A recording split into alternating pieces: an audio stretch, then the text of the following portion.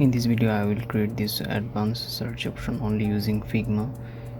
So for this, first I will create a frame, and right after that I'm going to create a search icon using Figma. So for this you can actually upload any search icon from any dedicated plugin in Figma, but for now I'm just creating this in Figma, so you can create it by yourself or can upload from any plugin. So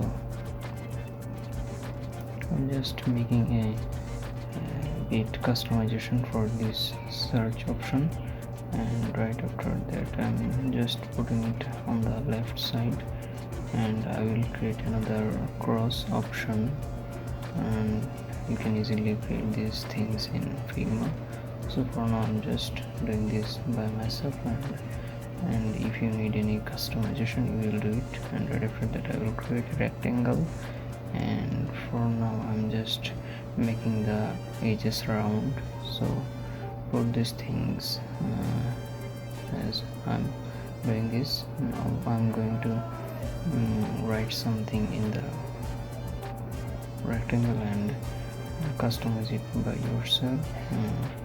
So I'm going to put it in the middle of this rectangle and making it a little bit bigger. So this is the basic design process for this search box, so you can actually do it by yourself. And after that I'm just making another copy of this frame, and for this you can actually just press Ctrl T, and in the second frame I'm going to reduce the opacity. So I will only keep the search option and making the rectangle in circular. So I'm also making another copy of this frame, and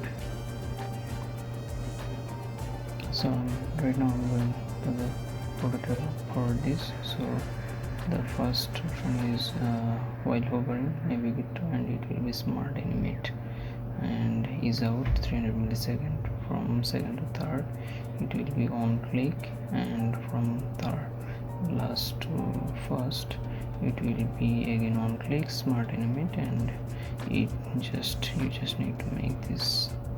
So now it's working. So this was the video. Thanks for watching.